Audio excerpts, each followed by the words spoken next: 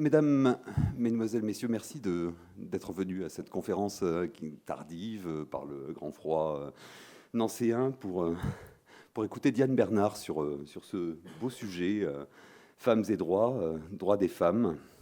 Vous allez voir à quel point Diane Bernard maîtrise, connaît ce sujet, et puis on parle si bien et avec beaucoup de vigueur.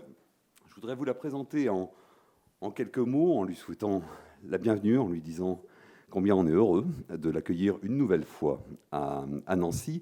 Diane Bernard est professeure à l'Université Saint-Louis de Bruxelles.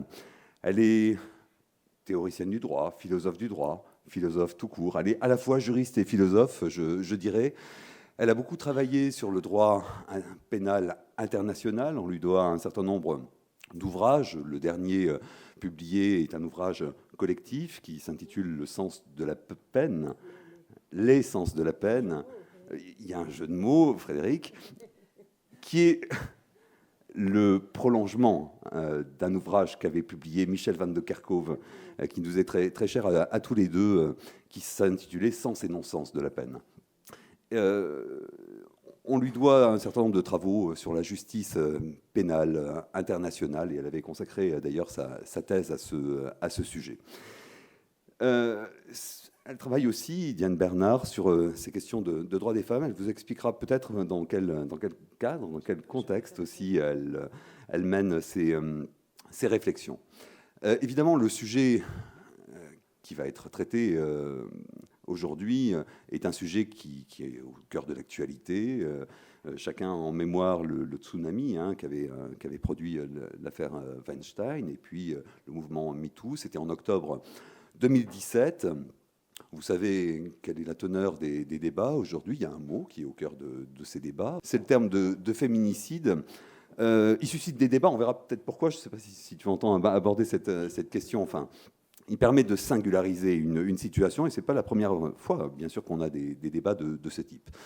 Il y a ce que l'on désigne comme une prise de conscience. Il était peut-être temps qu'elle arrive.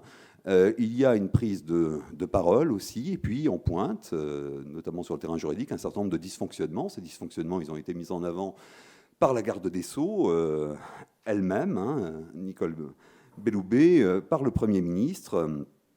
On pointe un certain nombre de défaillances. S'agissant de la garde des Sceaux, je songe au rapport qu'elle a rendu public le 17 novembre. Il y a un rapport de l'inspection générale de la justice sur les homicides conjugaux qui, lui aussi, pointe les défaillances dont je parlais. Alors, il ne m'appartient pas de poser le diagnostic. Je rappelle simplement qu'il y a eu un Grenelle contre les violences conjugales il y a fin novembre, qu'on dénombrait à ce moment-là pas moins de 138 féminicides depuis le mois de janvier, que cette question des violences sexuelles donne à voir des chiffres absolument désastreux, sur près de 33 000 plaintes enregistrées en 2016, puisque ce sont les derniers chiffres qui sont disponibles. 73% ont été classés sans suite par le ministère public. C'est bien la raison pour laquelle Matignon a annoncé un certain nombre de mesures qui passent par l'aménagement du secret médical, par la reconnaissance du suicide forcé, enfin en tant que circonstance aggravante du délit de harcèlement moral au sein du couple, par un meilleur accueil des victimes, par une suspension de l'autorité parentale en cas d'homicide conjugal, par la prise en charge des auteurs de violences, par une grille d'évaluation du danger. Toute une série de mesures ont été mises en avant. Sont-elles suffisantes? C'est toute la question. Est-ce que la question du suivi des auteurs est traitée de façon suffisante? C'est un problème qui est évidemment extrêmement sensible. Et puis on a appris, je crois que c'est dans le Monde d'aujourd'hui, paru aujourd'hui, que la Cour d'appel de Paris voulait utiliser la comparution à délai différé pour évaluer la dangerosité criminologique, prendre le temps de l'évaluer, ceci avant le jugement. Ce sera mis en place à partir du 2 janvier 2020. C'est un dispositif qui est issu d'une loi du 23 mars 2019 et qui avait été inventé en réalité pour de toute autre circonstance, celle des mules. Les mules, c'est les passeurs de drogue qui ont ingéré des boulettes contenant de la cocaïne, par exemple, et qui sont hospitalisés et n'ont pas forcément expulsé toute la drogue à l'issue du délai de garde à vue. C'est ce dispositif qu'on entend ici utiliser pour traiter les auteurs de violences conjugales. On sait que les moyens financiers sont insuffisants, les associations de défense des femmes le déplorent régulièrement, que l'offre de soins également reste insuffisante. Bref, le sujet est dans le débat, mais probablement cette actualité conduit-elle à aborder le sujet de façon un peu réductrice, puisque c'est une question bien plus ample, bien sûr, que celle des violences conjugales dont il est question. C'est la problématique de la représentation que le droit donne des femmes qui va être véritablement posée. Il y a toute une série de travaux, je pense à Catherine McKinnon notamment, mais tant d'autres. Les théories féministes du droit ne sont pas nouvelles. Elles interrogent justement cette question de la représentation que le droit donne des femmes, de la femme. Cette question-là, elle dépasse également le droit. Aujourd'hui, un certain nombre d'auteurs, je pense à Camille Froidevaux-Métry, qui a publié un ouvrage récemment, Le corps des femmes, montre que ce qui est en train de se produire depuis l'automne 2017 s'inscrit dans un mouvement de réappropriation par les femmes de leur corps et qui avait été largement amorcé justement par les théories féministes. Et si j'en viens à signaler cette question de la réappropriation par les femmes de leur corps, c'est pour faire le lien évidemment avec cette affiche, cette très belle affiche qui a été réalisée par le laboratoire Irénée et qui met en avant une photo de Marcel Marienne, qui est un écrivain surréaliste, qui est un essayiste, qui était aussi photographe.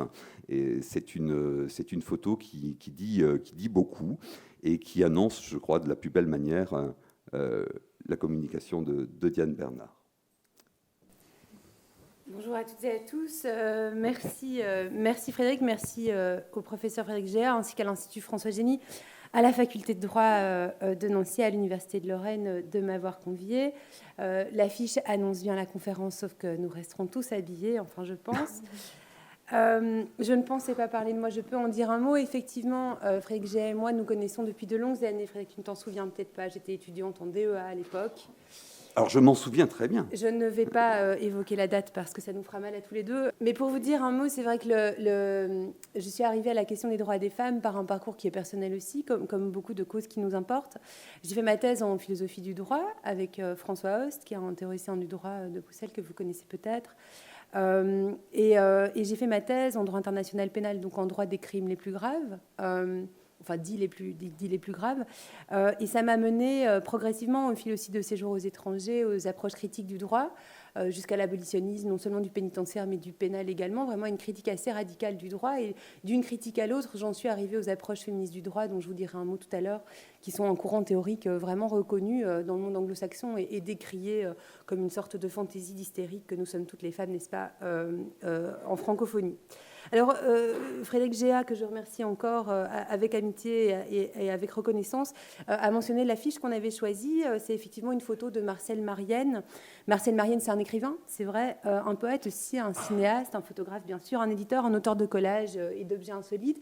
Aussi fripon qu'érudit, aussi wallon que flamand, bref, un Belge. Il est mort en 1993, comme il est belge, vous traduirez vous-même. Et sur la photo qu'on a choisie et que j'adore, elle trône chez moi, c'est un cadeau qu'on m'a fait, auquel je tiens beaucoup, on lit sur le dos d'une femme nue, les mots, vous l'aurez peut-être vu, blanche, muette et habillée des pensées que tu me prêtes.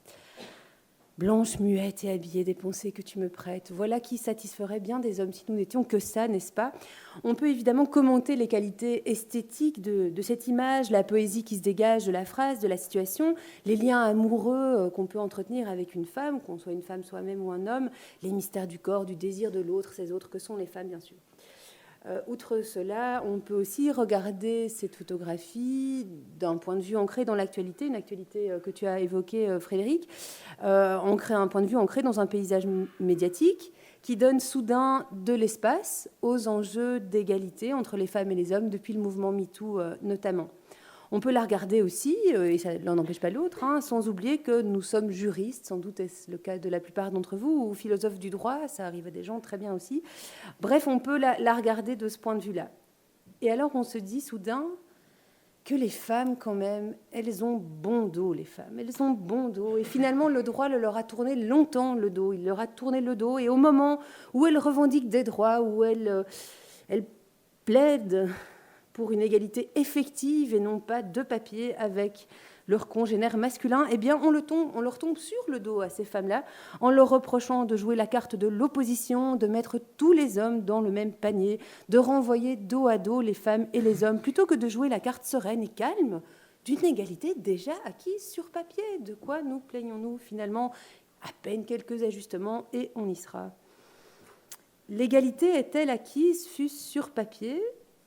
En tant que juriste, et ce soir je serai juriste, ça m'a surprise moi-même en écrivant quelques notes pour préparer cette conférence, parfois ça m'arrive encore.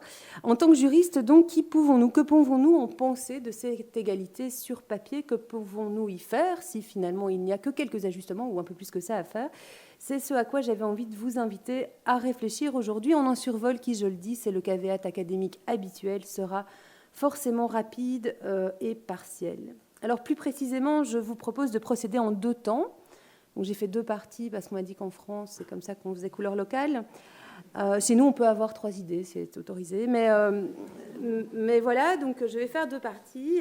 La première sera plus brève, j'espère que ça ira quand même, que la seconde. Ce que je vais faire en premier, c'est vous dire quelques mots du fait que ça va mieux aujourd'hui qu'avant. C'est indéniable, ça va mieux aujourd'hui qu'avant pour les femmes et pour leurs droits, mais qu'il n'en demeure pas moins que les inégalités demeurent et constituent un phénomène global lié à une structuration du monde social. Et que donc il y a, si on en a envie, parfois ça peut nous arriver aussi de parler comme une journaliste ou comme une politicienne, il y a là un problème de société. Bon. Dans un second temps, je vous proposerai d'y réfléchir en tant que juriste, un petit peu plus rigoureusement, en partant de 3 instruments légaux, l'un au niveau international, l'autre au niveau régional, le troisième au niveau national, histoire de réviser nos classiques. Il m'a semblé en tout cas que c'était là une façon d'approcher le droit comme vecteur d'inégalité d'une part, comme vecteur d'émancipation d'autre part, à la fois. Super, on va faire de la dialectique, enfin on va essayer. Alors, j'entame donc la réflexion à laquelle j'avais envie de vous inviter en vous disant que, mais oui, ça va mieux, ça va même bien mieux à certains égards, en pratique parfois, théoriquement, probablement, bref, ça va mieux. Alors, je ne suis pas historienne du droit et je me contenterai donc de 2 évocations pour confirmer ce postulat, ça va mieux. Première évocation, je m'en vais vous lire un extrait que d'aucuns considéreront comme truculent, là où d'autres s'offusqueront sans doute. C'est un extrait qui date d'il n'y a pas tellement longtemps, finalement, de 1946. À la rentrée judiciaire de 1946, le 16 septembre plus précisément, un haut magistrat belge fait un choix. Alors, il s'agissait plus précisément du procureur général auprès de la Cour d'appel de Liège. Je pense que vous avez aussi des procureurs généraux et que c'est exactement l'équivalent. Mais voilà. Donc, le procureur général auprès de la Cour d'appel de Liège fait un choix parmi toutes les actualités de son époque. C'est le discours de rentrée et la Mercuriale. C'est son moment en tant que haut dignitaire de la fonction judiciaire pour dire quelque chose. Nous sommes en 1946 et ce dont il a envie de parler, c'est l'idée que les femmes puissent accéder à une fonction judiciaire. C'est vrai, en 1946, franchement, c'est l'impératif. Il faut réagir. On comprend, vraiment, après la guerre, de quoi parler d'autre. Et donc, il choisit de consacrer sa Mercuriale, son discours de rentrée, à cette question des femmes, et plus particulièrement à la possibilité qu'elles deviennent magistrates. Alors, son opinion, on me dit qu'elle était minoritaire à l'époque, certes, mais elle pouvait néanmoins être publiée et affirmée, on le comprend. Elle est... Enfin, je vous laisse décider. Vous pourrez choisir entre truculent et problématique. Je cite. « Plus faible physiquement, la femme a en plus un lourd handicap du fait des menstrues, de la grossesse et de la ménopause qui augmentent son infériorité. Les psychologues notent que la menstruation et la grossesse peuvent faire tort à la capacité de discernement. De même à la ménopause, sans aller jusqu'à l'entière irresponsabilité, restons raisonnables, une grande partie des femmes subissent, dans une certaine mesure, des troubles psychiques. Les autres revers du caractère de la femme, tels que le manque de logique, l'entêtement, l'amour du colifichet et de la toilette, etc., découlent des faiblesses fondamentales de la mentalité féminine. Il faut que la justice soit sans passion, modérée et sage. Or, cela est congénitalement contraire au tempérament de la femme. Tranchons le mot, la femme est une personne anti-juridique. En outre, il y a en propre des empêchements physiologiques qui peuvent être très longs, la grossesse, l'accouchement, l'allaitement. Il faudra donc installer au palais de justice, au palais une pouponnière avec nurse et suspendre les audiences aux heures de tétée qui ne peuvent cependant pas se faire en chambre du conseil. Enfin, que fera-t-on lorsqu'une dame magistrat sera prise au siège de vomissements incoercibles ? Et quand une présidente grosse de 8 mois devra précéder son tribunal à l'audience, voire au tédéum, avec le roulis d'une frégate désemparée. Nul doute que nous apportons actuellement une autre réponse à ce genre de propos dans les textes de loi et dans la pratique, une autre réponse que celle de l'avocate Martha Goebel à l'époque, qui disait, je cite à nouveau, « Madame la Présidente ne pourrait être qu'une dame vénérable sans lunettes, jeune grand-mère. Aux vieilles demoiselles, les fonctions de juge d'instruction, cela leur permettra de se mêler des affaires d'autrui, elles feront ça admirablement. » Qu'il s'agisse des femmes magistrates, des femmes justiciables, de toutes les femmes qui n'avaient pas encore le droit de vote à l'époque en Belgique, les temps ont changé. Pareil discours n'a plus cours, du moins à un niveau institutionnel et dans l'arène publique. Ça va mieux. L'actualité parlementaire, qui fera l'objet de ma seconde évocation, reflète également cette évolution. Ça va moins pire, disons. Au cours de votre 15e législature, et sous toute réserve au vu de ma maîtrise très relative de vos instruments informatiques, français, enfin à l'Assemblée nationale, tout ça. Au cours donc de votre 15e législature, depuis la mi-2017, pas moins de 154 questions parlementaires ont été spécifiquement consacrées aux droits des femmes, 133 aux violences qu'elles subissent, 8 propositions de loi ont été déposées qui concernent directement leurs droits et l'égalité entre toutes et tous, qu'il s'agisse, et sans compter celles qui peuvent inclure des enjeux qui concernent les femmes également, qu'il s'agisse de salaire, de précarité professionnelle, de représentation dans certaines instances décisionnelles ou des violences intrafamiliales. On en parle autrement que par le passé des femmes et de leurs droits. On en parle en fait, tout simplement, des inégalités entre les hommes et les femmes. On en parle assez pour que vous ayez à l'Assemblée nationale une délégation aux droits des femmes et à l'égalité des chances entre les hommes et les femmes. Et on en parle même suffisamment pour que cette délégation soit active. Aujourd'hui, par exemple, elle a auditionné 3 académiques, des politologues, des sociologues, au sujet du plafond de verre et l'État, la construction des inégalités de genre dans la fonction publique. Il y a 2 semaines, cette délégation tenait un colloque consacré à la prostitution, plus précisément à la lutte contre toutes les formes de prostitution, sur la base de votre loi de 2016 qui visait à renforcer la lutte contre le système prostitutionnel et à accompagner les personnes prostituées. Le 6 novembre dernier, cette délégation toujours a adopté un livre blanc intitulé « Briser le cycle des violences conjugales » auquel sont associées 200 recommandations. Oui, 200. J'en reparlerai. Alors le discours, finalement, en général, a changé depuis 1946, certainement, en Belgique comme en France. Il a changé au point que vous ayez tenu ce Grenelle sur les violences conjugales qu'a évoqué tout à l'heure Frédéric Géat et qui s'est conclu, lui aussi, par l'annonce de toute une série de promesses en la matière, de mesures formidables. Alors, bien sûr, ce ne sont que des annonces. Bien sûr, à ma connaissance, vos budgets alloués aux violences envers les femmes pour 2020 ne sont pas plus importants qu'en 2019. Bien sûr aussi, les faits rapportés par les études statistiques et les médias ne paraissent pas montrer une amélioration quelconque. Mais bon, c'est difficile au fond de se faire une idée des faits, et là je ne suis pas ironique, puisqu'au fond, ce n'est pas parce qu'on en parle ou parce que les femmes osent appeler les numéros d'urgence, le 3919 chez vous, si j'ai bien suivi, qu'on peut savoir si le phénomène croît ou décroît. Mais on en parle. On en parle, et ça c'est tout à fait intéressant. Mettre des mots sur ces phénomènes, c'est crucial. Pourquoi ? Pourquoi ? Parce qu'il ne s'agit jamais d'actes isolés.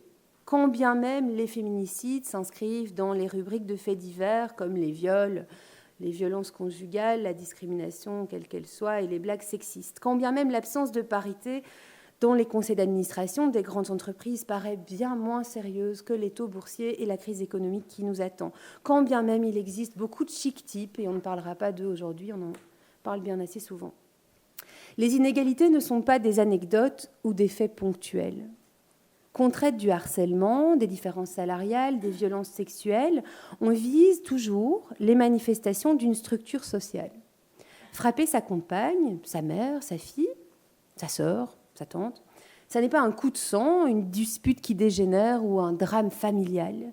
C'est un moment où un homme, qui a grandi dans une société où il occupe une place prédominante, abuse de cette position de force, où un homme passe à l'acte, met en acte ce qui est sur un autre mode, mineur certainement, exprimé dans des blagues sexistes, dans les publicités douteuses, dans les gestes inappropriés, dans les cafés, dans les discriminations à l'embauche, dans la moindre représentation des femmes au poste de pouvoir, qu'il s'agisse d'entreprises privées ou de sphères publiques.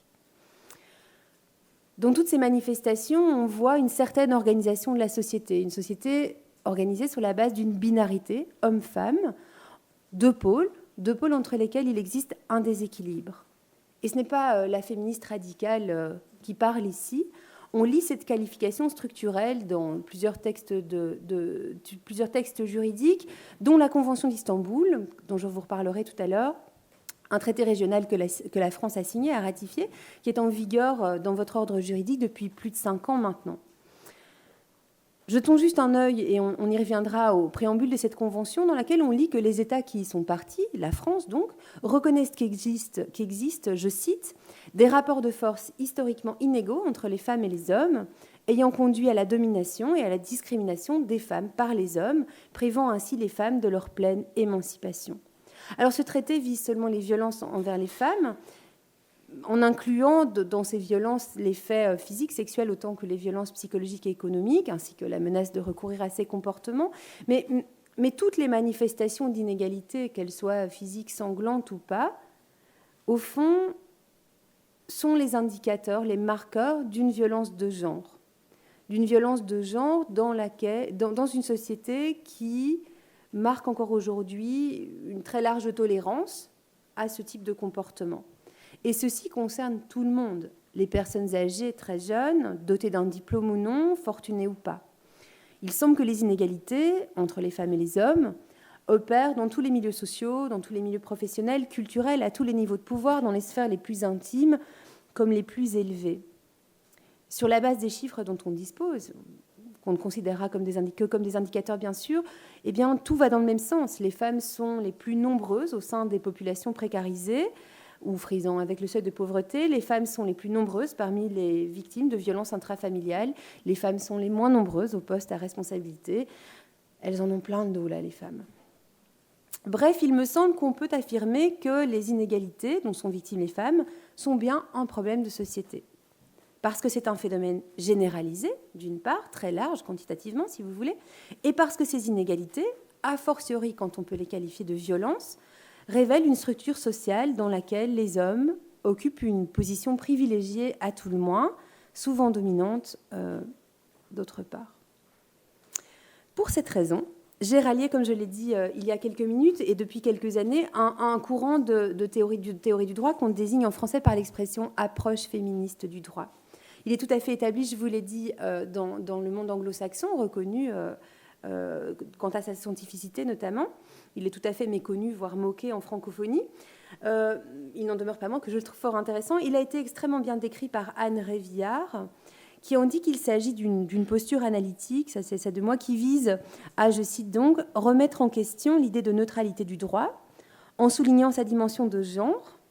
Il vise aussi, par là, à s'inscrire dans un effort féministe transdisciplinaire de remise en cause de l'ordre existant, à partir d'un point de vue centré sur les femmes, ce qui permet par ailleurs de marquer une ambition de transformation sociale politique.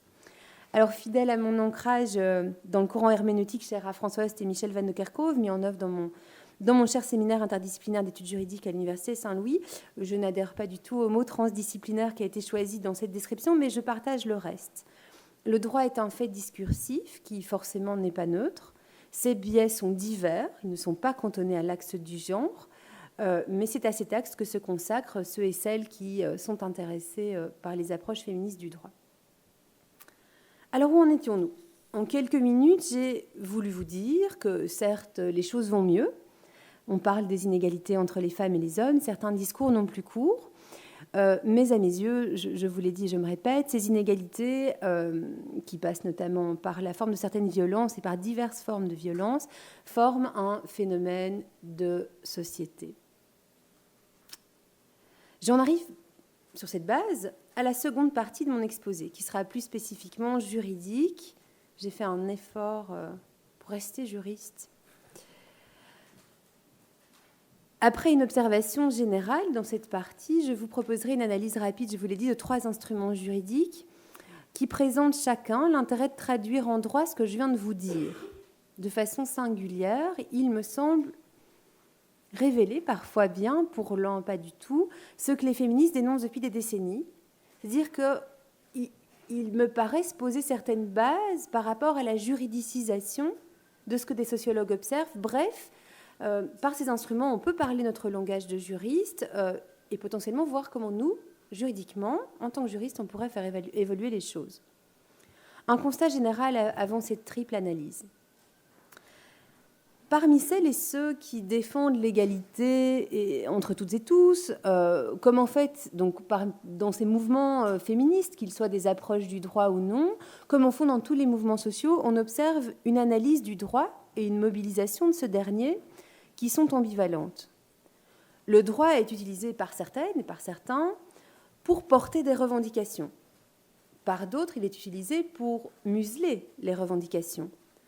Pour le dire autrement, le droit est à la fois un outil de conservatisme et un vecteur d'émancipation. Et cette ambivalence, elle me semble tout particulièrement intéressante d'un point de vue de philosophie du droit. Ça requiert un petit peu d'agilité intellectuelle, me semble-t-il, de penser le droit à la fois comme un outil indispensable ou néanmoins très très utile pour défendre et promouvoir les droits des femmes, d'une part, et le penser, d'autre part, comme l'un des rouages d'une structure sociale encore androcentrée. Si on garde cette ambivalence à l'esprit, à quoi peut-on s'intéresser ? On peut évidemment s'intéresser, d'une part, aux dispositions légales qui promeuvent explicitement les droits des femmes. Le droit y apparaît alors comme un levier d'action, un outil d'émancipation. Pensons par exemple au droit de la non-discrimination, notamment dans ses développements en droit de l'Union européenne, mais aussi aux incriminations des comportements sexistes ou aux exigences de parité dans certaines instances. Alors ici, je parle de disposition, c'est un terme un peu maladroit, j'inclus évidemment les règles, enfin je vise les règles applicables, intégrant leur dimension légale, législative, avec leur interprétation jurisprudentielle, doctrinale, etc. Bref. Alors, on peut s'intéresser à donc ces dispositions qui promeuvent explicitement les droits des femmes, qui paraissent explicitement, très volontairement, très clairement, œuvrer à une égalité plus effective, substantielle, etc. Alors, on peut d'autre part et tout autant s'intéresser aux dispositions qui ne paraissent pas concerner les femmes plus que les hommes, mais qui indirectement maintiennent ou renforcent une orientation masculiniste. Alors le droit semble constituer, peut-être inconsciemment, peut-être, je ne sais pas, un outil de conservation d'un ordre établi, voire un outil de domination. Quelques exemples en vrac. Pensons aux règles qui font varier les montants des allocations de retraite selon des paramètres nettement moins favorables aux femmes qu'aux hommes. Pensons aux réglementations relatives à la transmission du patronyme, jusqu'il y a peu. Pensons aux réglementations en matière de logement, en droit des étrangers ou en matière d'accès à l'aide juridique qui sont fondées sur les revenus ou plus précisément sur le concept de ménage, ce qui prive de son autonomie la partie du ménage qui est moins riche ou qui est plus dépendante financièrement. Généralement, ce sont les femmes. Pensons plus simplement au fait que la naissance d'un enfant fonde un congé nettement plus court pour le père ou la coparente que pour la mère biologique, ce qui donne aux projets parentaux des conséquences tout à fait inégales sur la carrière professionnelle selon qu'on est la mère ou pas. À ces dispositions visant explicitement, d'une part, à rendre l'égalité plus effective, visiblement, ou maintenant implicitement, voire renforçant des inégalités, on pourrait ajouter un troisième type de règles. Les règles qui, explicitement, portent atteinte aux droits des femmes. Je n'en parlerai pas ici, puisque, sauf erreur de ma part, en France aussi, elles sont anticonstitutionnelles. Alors, je m'avance en droit constitutionnel français. Vous me corrigerez, j'espère, et je vous le demande si je me trompe. Mais sauf erreur de ma part, le préambule de la Constitution du 27 octobre 1946 disposait que, je cite, « La loi garantit à la femme dans tous les domaines des droits égaux à ceux de l'homme », et ce préambule a été endossé par le préambule de votre Constitution actuelle. C'est juste ? Alors, on pourrait gloser sur la formulation de l'article 1 de votre Constitution, mais passons. On peut donc en déduire, sauf si je me trompe, qu'une discrimination explicite n'est plus admise aujourd'hui comme elle a pu l'être aux origines de la République française, dans des textes aussi importants que votre Code civil, que nous avons d'ailleurs repris, quelle drôle d'idée, en Belgique. Alors, au vu du temps qui m'est imparti, je vais me concentrer sur une seule de ces trois catégories. La troisième, vous l'aurez compris, je la laisse de côté puisque c'est anticonstitutionnel, on a des recours pour ça. Je vais me concentrer sur la première. Je vais vous dire un mot de trois instruments qui promeuvent explicitement, quoique de façon singulière, l'égalité entre toutes et tous. Ce qui n'implique pas qu'ils fassent pour autant l'objet d'une mise en œuvre aussi aboutie qu'on pourrait l'espérer. Je vais donc renvoyer à la bibliothèque ou à la librairie celles et ceux qui seraient intéressés par une analyse plus en profondeur, derrière les apparences de neutralité, bref, qui chercheraient des réflexions sur le deuxième type de règles que j'ai évoqué. Je renverrai ces curieuses et ces curieux, donc, à deux publications distinctes qui présentent chacune, à mes yeux, un double intérêt. Dans ces deux livres, dont je vais vous donner les références, il me semble qu'on peut percevoir et qu'il est explicitement commenté le caractère transversal des inégalités. C'est-à-dire que quand il s'agit de reconnaître des droits aux femmes, ça va traverser les différentes branches de droit, ça va traverser différentes catégories qu'on a l'habitude de bien catégoriser. C'est une problématique qui traverse non seulement les branches de droit, mais également les niveaux de pouvoir. Premier intérêt de ces ouvrages. Deuxième intérêt de ces ouvrages, me semble-t-il, c'est qu'ils pointent justement là où le droit demeure inégalitaire, voire se révèle fondement de nouvelles inégalités, sans en avoir l'air, voire en le déguisant parfois fort bien, consciemment ou non. Ces deux ouvrages, j'en ai pris l'un en droit français, il est très bien, et l'un en droit belge, il est à paraître. Le premier, c'est la publication collective dirigée par Stéphanie Hallette-Vaucher, Marc Pichard et Diane Roman, intitulée « La loi et le genre, étude critique de droit français ». Elle est parue aux éditions du CNRS en 2014.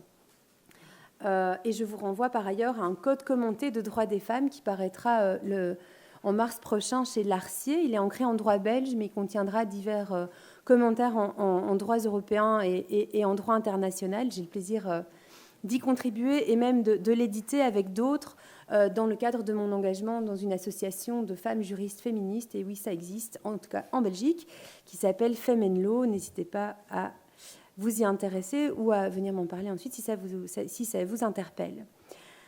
Je reprends mon fil, donc, après avoir envoyé les curieux à la bibliothèque, le fil d'une réflexion sur le caractère structurel des inégalités entre les hommes et les femmes. Ou pour le dire autrement, le fil qui consiste à un peu réfléchir au fait que ces femmes, elles en ont plein le dos, que le droit cautionne le fait qu'elles n'aient rien sur le dos. Alors, je vais donc me concentrer sur ces trois textes, et afin de diversifier mon propos, j'ai voulu travailler à différents niveaux, donc d'abord en droit international, onusien plus précisément, en droit régional, européen, nous le verrons, dans le droit du Conseil de l'Europe, et puis en droit français, à nouveau avec toutes mes excuses pour les approximations possibles, voire probables. Alors, en droit international, d'abord, je vous propose de jeter un œil sur la Convention sur l'élimination de toutes les formes de discrimination à l'égard des femmes, qui a été adoptée en 1979 dans le cadre des Nations Unies, qui est entrée en vigueur en 1981 et qui est très largement ratifiée par 189 États. C'est énorme pour un traité international, vraiment, dont la France, depuis 1983. 2 signataires l'ont seulement signé, les États-Unis, la République des Palaos, et 6 États restent hors champ. Le Vatican, tiens, l'Iran, tiens, la Somalie, tiens, le Soudan, tiens, les îles Tonga, je m'abstiens. Un vrai miracle que ces adhésions si nombreuses, 189 États partis, c'est d'autant plus miraculeux que la Convention prévoit un mécanisme de contrôle indépendant, un comité, j'en parlerai. Alors c'est un miracle qu'il faut tempérer au vu des réserves qu'ont formulées de très nombreux signataires. Ils les ont formulées sur la base d'impératifs religieux ou constitutionnels qui leur étaient propres et dans une mesure qui paraît parfois contraire à l'esprit même de la Convention. Par exemple, quand ces réserves portent sur l'égalité entre les femmes et les hommes ou l'égalité de genre au sein des familles. Ça ne s'appliquera pas au sein des familles. Ou alors quand ces réserves portent sur l'obligation pour les États de réaliser juridiquement le droit des femmes à la non-discrimination.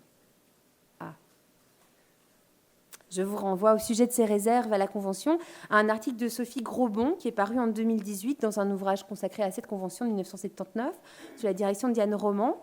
Et plus généralement, pour la Convention de 1979, je vous renvoie aux réflexions d'Isabelle Rorive et Emmanuel Bribosia qui m'ont beaucoup aidé à formuler mes réflexions qui seront publiées dans le Code commenté de droits des femmes à paraître donc, en mars prochain chez Larcier. Alors par rapport à ces réserves, on notera que la France a totalement renoncé aux siennes en 2013, ce qui justifie, me semble-t-il, qu'on s'intéresse donc à cette convention, puisque nous sommes bien en France aujourd'hui. Alors la convention de 1979, j'y tiens, 79 pour ceux qui sont un peu lents, cette convention donc fait l'objet de critiques nombreuses depuis 40 ans. Elle n'est pas très effective. C'est-à-dire que son applicabilité directe demeure discutée fortement, au sens où elle est laissée finalement aux mains des juges nationaux, auxquels on peut donc s'adresser en les invitant à s'en saisir, qu'ils n'hésitent pas à la mobiliser. Au fond, parler de cette convention a à tout le moins l'avantage de peut-être sensibiliser les magistrates et les magistrats. Il n'en demeure pas moins que malgré ce déficit d'effectivité, la Convention a eu et a encore une certaine influence, peut-être même une influence certaine, en particulier sur la base de son interprétation par ce comité, ce mécanisme de contrôle que j'ai évoqué, plus précisément le comité pour l'élimination de la discrimination à l'égard des femmes. Donc c'est un comité qui a été créé en vertu de la Convention, en vertu de l'article 17 plus précisément, et qui contrôle la mesure dans laquelle les États respectent ou non leurs obligations internationales, conventionnelles. Pourquoi est-ce que cette convention est intéressante et a eu une influence relative, voire considérable ? Eh bien parce que de ce traité international se dégage une vision de l'égalité qui était novatrice et qui est encore insuffisamment prise en compte aujourd'hui. Voyons cela. Alors, on peut d'abord noter que la Convention de 1979 interdit les discriminations dans une mesure considérable. Son champ d'application couvre l'exercice et la jouissance des droits fondamentaux dans, je cite l'article 1er, dans les domaines politiques, économiques, sociaux, culturels et civils et tout autre domaine. Ceci transcende la distinction entre les sphères privées et publiques et répond ainsi à une critique féministe dans laquelle je n'entre pas aujourd'hui. Plus encore, au-delà de ce champ extrêmement large, ce traité interdit toute discrimination fondée sur le sexe, selon son libellé, mais son application a été étendue aux discriminations fondées sur le genre, par le comité dont je viens de vous dire un mot. Alors cette extension du sexe au genre, ce n'est pas qu'un jeu de langage, ce n'est pas qu'un lissage discursif pour faire fashion, pour rester dans le vent, pour coller aux évolutions sociologiques quant au vécu des personnes. Vous le savez, depuis quelques décennies, la catégorie du genre fait l'objet de discussions, de revendications plus visibles qu'auparavant. Alors par genre, on vise quoi ? Et par genre, on vise non des attributs naturels, mais un construit socio-culturel, distinct des caractéristiques biologiques ainsi que de l'orientation sexuelle.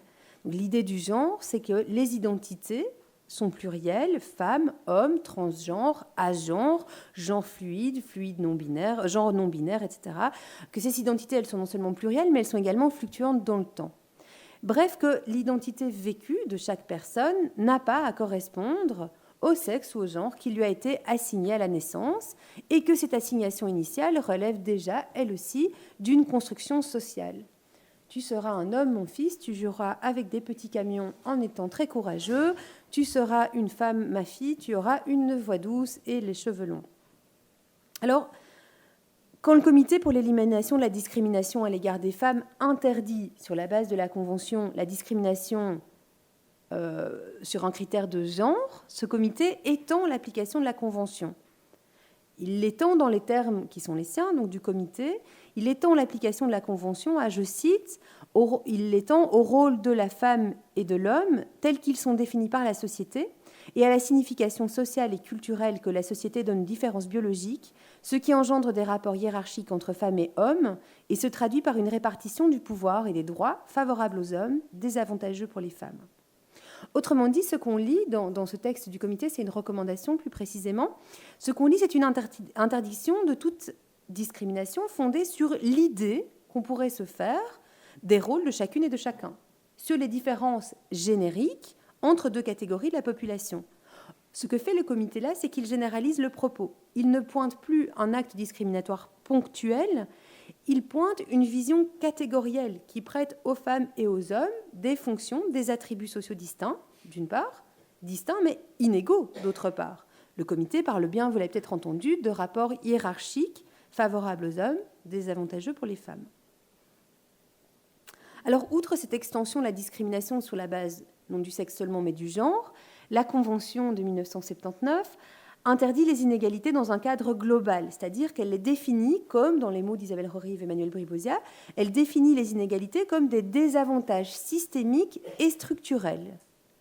Au fond, pour le dire autrement, ce que la Convention vise à faire, c'est à protéger les femmes, en tant que groupe spécifique, en tant que groupe désavantageux. Elle vise à protéger les femmes plutôt qu'à dénoncer un critère spécifique de discrimination. Pour vous en donner une idée, je vous propose de lire l'article 3 de la Convention, dans lequel on lit quoi ? On lit « Les États parties prennent dans tous les domaines, notamment dans les domaines politiques, sociaux, économiques et culturels, ils prennent toutes les mesures appropriées, y compris des dispositions législatives, pour assurer le plein développement et le progrès des femmes en vue de leur garantir l'exercice et la jouissance des droits de l'homme, on peut faire des blagues, et des libertés fondamentales sur la base de l'égalité avec les hommes. Il s'agit donc bien d'agir pour les femmes et non seulement contre les discriminations. La limite, la nuance est peut-être fine, mais elle me semble néanmoins tangible. Alors, d'aucuns, sur cette base, qualifient l'approche de la Convention d'holistique. On le comprend d'autant plus quand on lit, ou d'autant mieux quand on lit son article 5.a, qui oblige les États à prendre, je cite à nouveau, toutes les mesures appropriées pour modifier les schémas et modèles de comportement socioculturel de l'homme et de la femme, en vue de parvenir à l'élimination des préjugés et des pratiques coutumières ou de tout autre type qui sont fondés sur l'idée de l'infériorité ou de la supériorité de l'un ou l'autre sexe ou d'un rôle stéréotypé des hommes et des femmes. Au fond, depuis 1979 ou depuis l'entrée en vigueur de la Convention, il ne s'agit donc pas, ou plus, du moins dans ce texte, d'imposer aux États de poursuivre l'un ou l'autre auteur singulier d'une discrimination ponctuelle. Ça ne suffit pas. Il s'agit de contrer, de modifier, de transformer une structure globale, d'approcher la question de l'égalité sous un angle structurel, notamment en s'attaquant aux stéréotypes, c'est-à-dire aux caractéristiques prêtées aux unes et aux autres catégories de la population.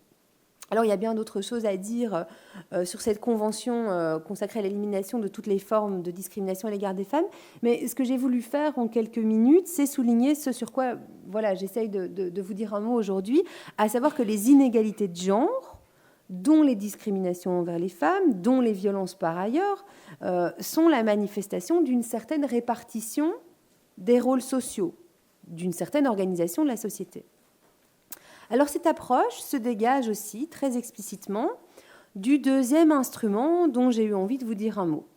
On passe donc maintenant au niveau régional après notre détour par les sphères onusiennes. Dans le cadre du Conseil de l'Europe, a été discutée, puis négociée, élaborée, puis ouverte à signature, la dite Convention d'Istanbul. Selon son titre complet, la Convention sur la prévention et la lutte contre la violence à l'égard des femmes et la violence domestique. Alors, ouverte à signature en 2011, entrée en vigueur en 2014, la France l'a ratifiée assez rapidement dès cette année-là. Cet instrument, cette convention est d'application dans 34 États. Plusieurs États membres du Conseil de l'Europe manquent encore à l'appel, dont le Royaume-Uni, la Bulgarie, la Hongrie ou la Slovaquie. Cette convention demeure assez méconnue, elle est assez peu commentée, elle est très peu mobilisée dans la pratique, alors qu'elle contient des leviers d'action assez formidables, en fait, pour celles et ceux qui entendent pallier les inégalités en luttant contre les violences faites aux femmes. Quels sont ces leviers ? On peut les présenter en 2 points, qui n'épuiseront pas le commentaire qu'on peut faire de cette convention. Alors, premièrement, on lit dans la Convention d'Istanbul une définition particulièrement intéressante des violences envers les femmes. Selon son article 1, sont interdits, je cite, « tous les actes de violence fondés sur le genre qui entraînent ou sont susceptibles d'entraîner, pour les femmes, des dommages ou souffrances de nature physique, sexuelle, psychologique ou économique, y compris la menace de se livrer à de tels actes, la contrainte ou la privation arbitraire de liberté, que ce soit dans la sphère publique ou privée. » Dans cet article, on reconnaît la diversité des violences. On ne peut plus considérer qu'il n'y a pas eu de violence parce qu'il n'y a pas eu de blessure physique attestée par un médecin, par exemple.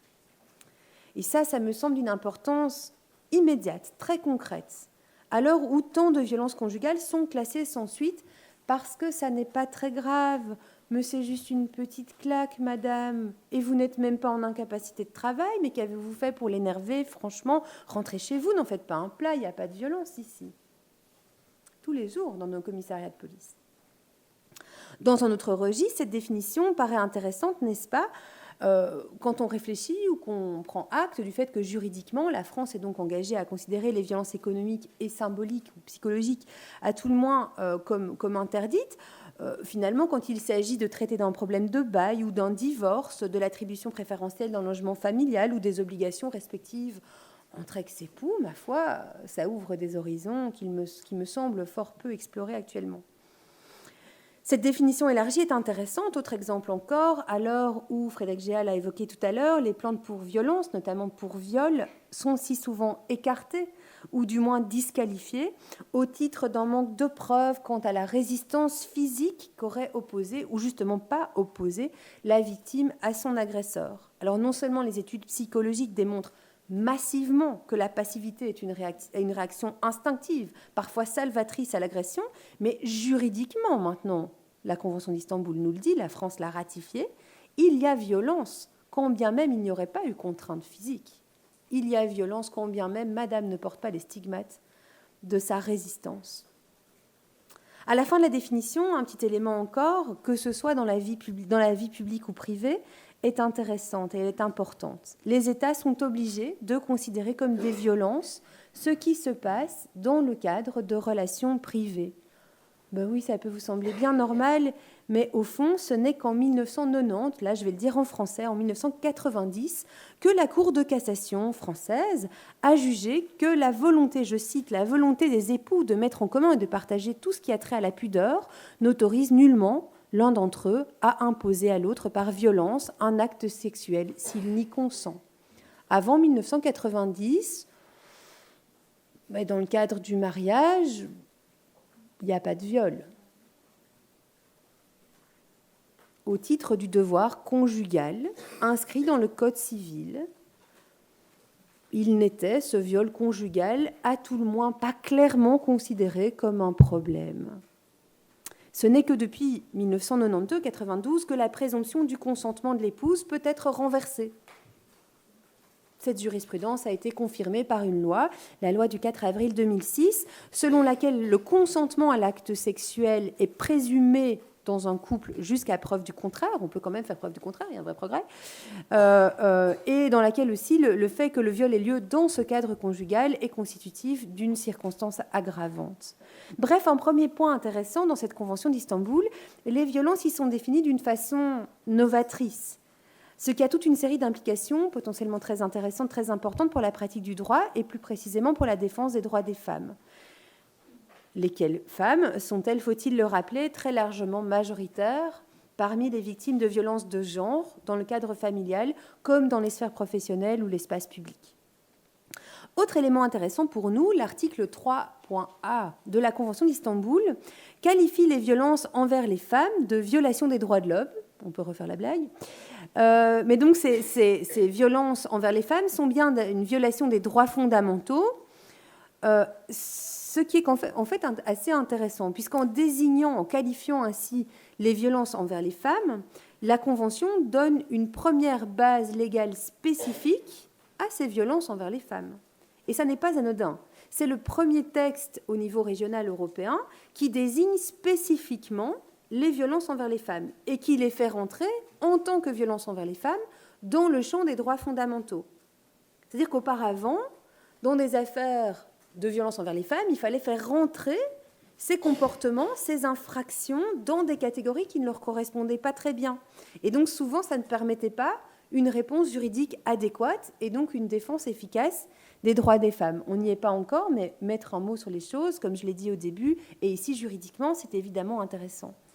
Plus encore, et ça nous intéressera tout spécifiquement, ce même article 3.A, qui dispose donc que les violences envers les femmes sont constitutives, sont une violation des droits fondamentaux, établit également qu'elles sont une forme de discrimination à l'égard des femmes. À cet égard, je vous renvoie aux publications d'Eugénie Durcel en la matière, elles sont tout à fait précises. Donc, au titre de la Convention d'Istanbul, les violences envers les femmes marquent en effet un traitement distinct et un traitement discriminatoire des femmes et des hommes. Il ne s'agit pas de n'importe quelle atteinte à un droit fondamental, par exemple le droit à l'intégrité physique ou à l'intégrité morale. Il s'agit bien, ces violences donc, sont bien un indicateur d'inégalité. Au fond, pour les férus du droit européen, des droits fondamentaux, on pourrait dire, mutatis mutandis, qu'au fond, ici, l'article 14 de la Convention européenne des droits de l'homme est impliqué, forcément. S'il y a violence envers les femmes, l'article 14 s'applique. Je ne rentre pas là-dedans, mais voilà, c'était pour le kiff de ceux qui aiment ça. Alors, par cette qualification des violences envers les femmes, atteinte à un droit fondamental, discrimination, la Convention d'Istanbul consacre l'enseignement de la Cour européenne des droits de l'homme dans son arrêt Opus contre Turquie, qui date du 9 juin 2009. Est-ce que vous le connaissez? Non, peut-être pas. Dans cette affaire, une femme et sa mère avaient subi des violences de la part du mari et père de chacune, enfin, mari de l'une, père de l'autre, pendant plusieurs années, allant jusqu'au coup de couteau et finalement au meurtre par balle de l'épouse, et donc de la mère de la fille qui agit à la cour. Ces femmes avaient déposé plusieurs plaintes, toutes les deux, les avaient retirées ensuite, mais les autorités turques n'avaient jamais poursuivi le mari ou lui avaient imposé des sanctions très légères. Et la Cour a condamné l'État turc du fait de sa passivité, in-casu, estimant qu'en n'en faisant pas davantage, l'État turc avait porté atteinte au droit à la vie de la mère, finalement tuée par balle, article 2 de la Convention européenne des droits de l'homme, avait porté atteinte à l'interdiction de la torture et des traitements inhumains et dégradants, la fille, et à l'interdiction des discriminations. C'est article 14 que je viens d'évoquer, toujours de la Convention européenne des droits de l'homme. Au fond, sur la base de statistiques relatives à la situation en Turquie, sur la base de divers rapports consacrés aux pratiques judiciaires principalement en Turquie et plus spécifiquement dans la région où avaient eu lieu les faits, les juges de Strasbourg ont considéré que la justice turque créait, je cite, un climat propice à la violence domestique dont les femmes sont les victimes majoritaires. Au fond, la législation turque, dit la Cour, ne permet plus les pratiques discriminatoires, mais son application révèle que les mentalités, ce sont les mots qu'on lit dans l'arrêt, continuent à peser sur les femmes autrement que sur les hommes, en permettant notamment à ces derniers de se livrer en toute impunité à toute une série de violences envers leurs épouses et leurs filles. Cet arrêt, c'est le premier dans lequel la Cour a jugé que les violences envers les femmes ne sont pas seulement une atteinte à leurs droits, mais aussi une discrimination fondée sur le fait même qu'elles sont des femmes. C'est ce qui sera ultérieurement transcrit dans la Convention d'Istanbul, 2 ans plus tard. Cette Convention a consacré cette interprétation. Elle l'a consacrée non seulement dans l'article 3.a que je vous ai dit, mais également dans son préambule. Dans son préambule, enfin, les États signataires qui ont ratifié la Convention, dont la France, donc c'est une excellente nouvelle, reconnaissent que les violences sont structurelles. Ces États reconnaissent que ces violences sont, je cite, une manifestation des rapports de force historiquement inégaux entre les femmes et les hommes, ayant conduit à la domination et à la discrimination des femmes par les hommes. Ces violences sont un des mécanismes, je cite à nouveau, un des mécanismes sociaux cruciaux par lesquels les femmes sont maintenues dans une position de subordination par rapport aux hommes. Alors, je ne vais pas vous le cacher, moi, du féminisme radical dans un texte international, je trouve que c'est étrange. Donc, je suppute que comme il s'agissait de violences envers les femmes, on a sans doute envoyé la stagiaire de la stagiaire de la stagiaire de l'intérimaire du patron, et qu'entre féministes radicales, elles ont fait des choses qui leur ressemblaient bien, et puis que finalement, ce sont les violences envers les femmes, on a signé sans réfléchir. Ou alors, mais c'est formidable, ce message est passé, tous ces États sont au courant, mais c'est quand même une excellente nouvelle. Les choses vont changer. C'est un discours inédit qu'on perçoit dans la Convention de 1979, mais qui est ici explicite dans les textes juridiques consacrés aux droits des femmes. C'est la première fois qu'on le lit. Les femmes n'y sont pas présentées comme des victimes, des êtres faibles, un peu fragiles, précaires, provocantes. Ce sont des citoyennes socialement dominées. Les auteurs de violences ne peuvent plus être considérés comme des mauvais maris, finalement assez rares. Ce sont bien des acteurs dominants, peut-être malgré eux, mais néanmoins passons à l'acte, des acteurs dominants d'une structure sociale inégalitaire. Vous voyez ici qu'on retrouve en droit toujours le fil que je vous ai proposé de suivre. Les inégalités les inégalités, je dis bien, dont les violences envers les femmes sont une expression parfois sanglante, sont la manifestation d'une certaine répartition des rôles entre les hommes et les femmes, dont les femmes ne sortent clairement pas gagnantes. Ainsi, lorsqu'on lit la Gazette, par exemple l'édition du 14 novembre dernier de l'Est républicain, est-ce un bon journal, Frédéric Géa ? Je suis filmé là. D'accord. Eh bien, moi, je ne le connais pas, mais il se fait que l'édition du 14 novembre dernier nous permettait d'apprendre qu'à Nancy, un homme avait tiré sur l'appartement d'une avocate avec une arme de guerre afin de l'impressionner, parce que cette avocate défendait son épouse, enfin son ex, dans le cadre de leur divorce. Eh bien, quand on lit l'Est républicain, on ne se régale pas là d'un fait divers un peu glauque. On prend connaissance d'une énième manifestation d'un phénomène de société, j'y reviens, qui se manifeste là par un acte particulièrement fort, presque drôle, sauf pour l'avocate, un acte qui, finalement, vient illustrer un phénomène de société qui passe aussi par toute une série de comportements moins graves, d'apparence anecdotique, peut-être même amusante. Nous vivons dans une société au rôle défini, de telle sorte que, résolument, les hommes et les femmes n'ont pas les mêmes droits, aussi univoque et clair que soit le principe d'égalité entre toutes et tous sur papier. Alors, après avoir jeté un œil à la Convention de 1979 sur l'élimination de toutes les formes de discrimination envers les femmes, au niveau international donc, puis à la Convention d'Istanbul, au niveau régional, je vous propose de nous intéresser enfin à un instrument national. J'ai fait un effort d'assimilation, et parmi l'ensemble des dispositions qui auraient pu nous occuper aujourd'hui, par exemple cette loi du 23 mars 2019 que Frédéric Géa a évoquée, j'ai choisi l'actualité, j'ai choisi une proposition de loi qui a été adoptée par votre Assemblée nationale en date du 15 octobre dernier. C'est récent, et puis ça m'intéressait, puisque dans cette loi, on trouve une série de dispositions qui sont actuellement en discussion à la Chambre des représentants en Belgique. Il s'agit de la loi visant à agir contre les violences au sein de la famille. On trouve dans cette loi toute une série de dispositions intéressantes qui visent une meilleure protection des victimes, qu'il s'agisse de leur attribuer, donc toujours de victimes de violences intrafamiliales.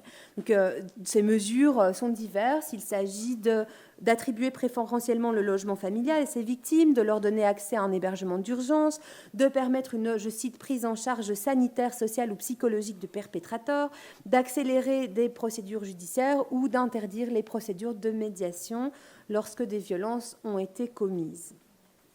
Je ferai 2 remarques au sujet de cette loi, 2 remarques qui valent pour bien d'autres propositions qui sont actuellement discutées chez vous comme en Belgique. Premièrement, les mesures établies par cette loi sont de fort bon augure, à condition d'être mises en œuvre. Il me semble que cette question de la mise en œuvre a été particulièrement soulignée après la conclusion de votre Grenelle sur les violences conjugales, évoquée tout à l'heure par Frédéric Géa. Cette question de la mise en œuvre, elle a été évoquée par celles et ceux qui déplorent que l'arsenal juridique dont vous disposez déjà ne soit pas davantage mobilisé. Il est évidemment très intéressant de parler des inégalités, de parler des violences intrafamiliales, de parler des manifestations sanglantes de cette structure sociale. C'est très intéressant aussi d'être ambitieux sur papier, de se donner des nouveaux outils, ou du moins de l'envisager, de produire des recommandations, de prendre des résolutions. C'est très, très intéressant tout ça, mais ce qui est nécessaire, c'est de faire appliquer les dispositifs, et notamment les dispositifs qui existent déjà. Alors, en droit français, et sous toute réserve au vu des limites de mes compétences en la matière, je pensais notamment aux ordonnances de protection qui sont extrêmement peu prononcées, alors qu'elles peuvent en fait assez efficacement protéger les victimes de conjoints violents, sans même que ces victimes aient déjà ou aient nécessairement porté plainte. Je pensais aussi à ces téléphones grave danger, ça s'appelle comme ça, je ne sais pas très bien pourquoi, mais ces téléphones grave danger qui existent et qui sont très peu utilisés. Alors maintenant, vous avez décidé de mettre en place des bracelets anti-rapprochement. J'ai un peu du mal à comprendre pourquoi les bracelets anti-rapprochement seraient utilisés alors que les téléphones grave danger, ils ne sont pas distribués. Alors peut-être que ça sera plus efficace, mais ça m'a un petit peu échappé. On peut aussi penser au fait que la majorité des plaintes, j'ai dit tout à l'heure, pour violence de genre, sont classées sans suite, qu'elles aient lieu d'ailleurs dans le cadre familial ou non. On peut enfin penser au fait que je ne sais pas si vous avez vu passer cette étude commandée par le parquet général de la Cour d'appel d'Aix. De nouveau, ce n'est pas vraiment des féministes radicales. Donc, selon cette étude, 80% des auteurs de féminicides avaient déjà commis des violences envers les femmes, sur la conjointe finalement tuée ou non, qu'il y ait eu plainte ou non. Mais donc, on sait tout ça. On peut cesser de classer sans suite, on peut recevoir les plaintes, on a des dispositifs. Alors, on peut se donner des nouveaux dispositifs, c'est très, très positif, mais enfin, encore faut-il que tout ça soit mis en œuvre. C'était ma première remarque. Deuxième remarque, cette loi du 15 octobre dernier me semble s'inscrire dans la foulée de ce qu'on observe en Espagne.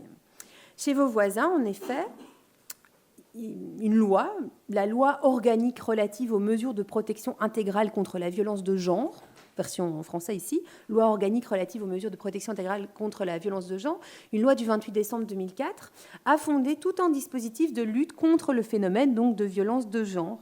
Sur cette base légale, l'Espagne s'est dotée de juridictions spécialisées avec des professionnels spécifiquement formés, d'incriminations spécifiques en la matière, par exemple le féminicide, ainsi que de dispositifs, par exemple le bracelet anti-rapprochement. Donc c'est une mesure que vous avez adoptée, j'en dirai un mot dans quelques instants. Elle s'est aussi dotée de diverses mesures donnant aux femmes victimes de violences un accès à des services sociaux, à un conseil juridique, une protection de leurs enfants, une garantie de leur droit au logement. L'Espagne a été cohérente avec ses objectifs, du moins, et pas encore suffisamment selon tous les observateurs espagnols, mais elle l'a été du moins plus que l'État français et que l'État belge à l'heure actuelle. Des budgets considérables ont été dégagés. Très apparemment, ce n'est pour le moment qu'une annonce de vos autorités. Peut-être que ça changera, je ne sais pas. Si j'ai bien compris, le budget 2020 a été adopté, mais sait-on jamais ? Donc des budgets considérables ont été dégagés sur la base d'un constat. Un constat qu'on lit dans, je ne sais pas comment ça s'appelle en droit espagnol, exposé des motifs, développement, en préambule, donc dans la première partie de la loi, dans laquelle on lit que les violences de genre sont, je cite, le symbole le plus brutal de l'inégalité existant dans notre société. Le symbole de l'inégalité. On rejoint ce qu'on a vu tout à l'heure. Autrement dit, cette loi se donne un point de départ structurel qui n'est, à ma connaissance, pas inscrit dans votre droit français, pas de jaloux en Belgique non plus, ailleurs que dans la Convention d'Istanbul.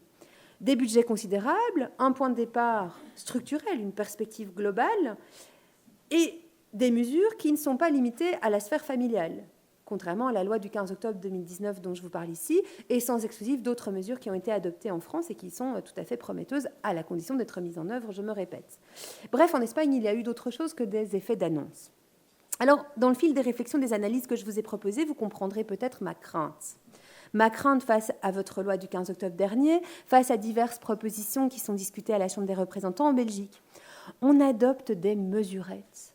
Alors, les mesurettes, c'est louable, c'est intéressant. Mais on ne peut que constater que d'autres mesures plus anciennes ne sont pas encore mises en œuvre. Ça fait 45 ans qu'on parle de former les professionnels, de former les policiers qui reçoivent les plaintes. 45 ans, ça fait quand même un peu de temps pour mettre en œuvre des formations efficaces. On ne peut que constater donc que d'autres mesures ne sont pas encore mises en œuvre. On ne perçoit pas une prise en compte de la dimension structurelle des violences envers les femmes. Et ces violences, pourtant, on peut, et même on doit, au vu de nos obligations internationales, les interpréter comme les indicateurs d'inégalité globale, bref, d'une organisation sociale androcentrée. Alors bien sûr, votre Premier ministre a déclaré que c'était, je cite, « le regard de toute une société qui doit changer ». Il a souligné l'importance de l'éducation quant aux évolutions souhaitables, de la façon dont nous envisageons les rapports entre les femmes et les hommes. L'idée y est, nous sommes d'accord, pas tout le temps, là oui.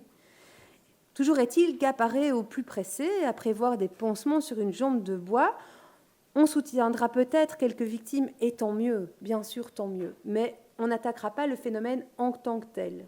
À peine, peut-être, certaines de ces manifestations les plus sanglantes. Déplorer les féminicides, les incriminer, peut-être, se doter de téléphones grave danger, donc voilà, c'est ce qui peuvent être confiés, là.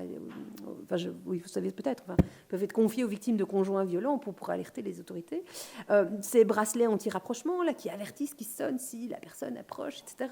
Toutes ces mesures, c'est intéressant, mais ça reste extrêmement ponctuel, et ça vient après. Ça vient quand les violences ont déjà été commises. Parfois, ça vient trop tard. Et souvent, de toute façon, ces mesurettes ne sont pas mises en œuvre. Bref, à mon sens, Nombre des mesures qui sont discutées, voire adoptées aujourd'hui par vos représentants, les nôtres aussi, ne prennent pas la question dans le bon sens. Bien sûr que c'est bien de parler de ces inégalités, bien sûr que c'est bien de prévoir des mesures, mais c'est quand même beaucoup moins cher d'incriminer le féminicide ou même peut-être de payer des bracelets anti-rapprochement que de se donner de véritables mesures pour prévenir les faits, pour éviter qu'ils aient lieu, pour protéger les victimes. C'est moins cher, produire une nouvelle loi plutôt que de se donner les moyens d'agir, par exemple, de donner des moyens aux associations de terrain. Je pense que si on veut être cohérent, il faut faire autre chose. Il faut faire plus, il faut faire autre chose. Il faut informer, il faut sensibiliser, il faut éduquer. Par rapport à ça, en Belgique, on a ce qu'on appelle les EVRAS, les enseignements à la vie relationnelle, affective et sexuelle dans les écoles. Ça me semble être un relais vraiment intéressant. Tout comme les formations, par exemple, qui sont destinées à sensibiliser les auteurs condamnés les auteurs de violences qui ont été condamnés. Pour nous, chez nous, ça peut être un accessoire à la peine. Mais tout ça, ce sont des petites mesures, mais au fond, il faut aussi des structures de formation, je l'ai dit, pour les professionnels et pour les citoyens, les citoyennes. Il faut des structures d'accueil et d'hébergement pour les femmes. Il faut une politique volontariste quant aux poursuites, pour donner suite aux plaintes, qu'elles soient bien accueillies par des personnes qui ont conscience des spécificités liées aux violences que subissent les femmes. Bref, en guise de conclusion, je me contenterai donc d'un appel à la cohérence. Au début de cette intervention, je vous ai invité à considérer les inégalités entre les hommes et les femmes comme une question de société, un phénomène général, et ce pour deux raisons. Leur ampleur quantitative et qualitative, c'est-à-dire leur nombre et la diversité de leur manifestation, de ces inégalités. Donc, pour cette raison, c'est un phénomène de société, un phénomène général, mais aussi parce que c'est un phénomène structurel, c'est-à-dire que les rôles respectivement prêtés aux hommes et aux femmes dans nos sociétés sont l'une des bases de notre organisation sociale. Et ça, l'État français, avec d'autres, l'a pleinement admis en ratifiant la Convention d'Istanbul ainsi que la Convention sur l'élimination de toutes les formes de discrimination à l'égard des femmes.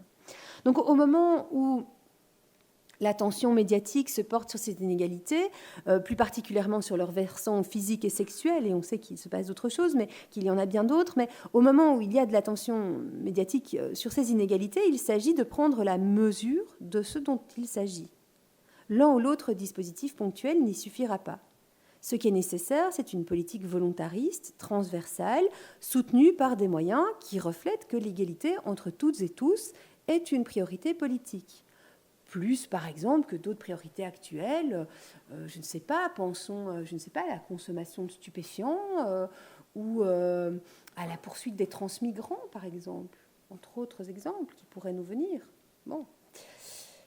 Au fond, sont nécessaires des mesures qui permettent de prendre le problème à la racine. Pourquoi est-ce que les femmes sont tellement majoritaires parmi les plus pauvres ? Qu'est-ce qu'on peut faire pour ça ? Comment est-ce qu'il se fait qu'alors que les étudiantes en droit, par exemple, sont majoritaires, notamment parmi les meilleures, mais pour autant pas du tout au poste à responsabilité 10-15 ans après ? Ça vaut pour l'académique aussi. Au fond, que peut-on faire pour rendre l'égalité substantielle et effective ? Au fond, j'appelle nos représentants et nos autorités à la cohérence, fût-ce en vertu de leurs obligations juridiques au niveau international et régional. Cet appel, il s'adresse aussi à nous, les justiciables, les particuliers, les individus lambda. On peut espérer que la justice procède d'institutions justes, des lois adéquates, des assemblées démocratiquement élues, voire même paritaires, des institutions parfaites, à l'instar des contractualistes, des utilitaristes, de l'immense majorité des philosophes politiques depuis Platon. On peut postuler, espérer par là, qu'un cadre adéquat provoque automatiquement un progrès et fasse advenir la justice sociale. C'est de l'institutionnalisme transcendantal, pourquoi pas ? Ou alors on peut, en répondant à l'invitation de philosophes comme Amartya Sen ou Martha Nussbaum, ne pas se contenter de pareil institutionnalisme. On peut exiger les meilleures lois possibles, les institutions les plus adéquates, les plus justes, d'accord, bien sûr, c'est très important. On peut en même temps ne pas oublier pour autant que ces institutions ne sont pas grand-chose si rien n'est mis en œuvre, et bien mis en œuvre. Ok, on peut exiger cette mise en œuvre. Et puis on peut nous l'imposer à nous-mêmes. quand nous engageons quelqu'un, quand nous entendons une blague sexiste, quand nous assistons à un geste déplacé dans les transports en commun. Les relations sociales se nouent au niveau le plus micro. Les inégalités se jouent dans nos familles, au creux de nos couples, au travail, dans le bus, dans les bars, dans la rue. Alors, je ne renvoie pas dos à dos les institutions et les particuliers. Je dis que nous sommes toutes et tous sous le joug d'institutions injustes à divers égards, notamment et pas seulement, bien sûr, par leur caractère androcentré et souvent patriarcal. Ces institutions, elles nous sont habituelles. Mais nous sommes aussi, toutes et tous, aux commandes du changement social qu'on aimerait, enfin j'espère que vous aussi, voir opérer. Attendre ce changement de nos autorités, ça n'y suffira pas. Le droit à l'égalité, qui appartient aux femmes comme aux hommes, comme tous les autres droits fondamentaux, peut se revendiquer et être défendu dans n'importe quel contexte. Son inscription générale et abstraite dans un texte ou dans l'autre, si bon soit-il, n'en fera une réalité que s'il est mis en œuvre, notamment par nous. Au fond, on peut faire le gros dos, attendre que la vague médiatique s'apaise, envisager des changements qui, à la marge, pourraient rendre notre structure sociale moins inégalitaire. On peut tourner le dos aussi, ou plutôt, aux pratiques qui ne sont pas conformes à nos exigences démocratiques d'égalité. On peut viser la transformation à tous égards, à tous les niveaux, afin de prendre chacune et chacun, comme électrice, comme électeur, comme élu, comme particulier, nos responsabilités face à une situation globale qui, oui, peut changer. Soyons sur le dos de ceux qui font perdurer les pratiques inégalitaires, discriminatoires, afin qu'enfin les femmes cessent de faire partie d'une société, oui d'accord, mais à titre subalterne, que les femmes cessent de ramasser les chaussettes sales sans pouvoir ouvrir la bouche dans les instances décisionnelles, qu'elles cessent d'écoper les ravages d'une société qui, oui, politiquement, économiquement, est difficile et violente pour tout le monde, pour les hommes comme pour les femmes, mais surtout pour elles. Bref, qu'elles cessent d'avoir bon dos. Je vous remercie.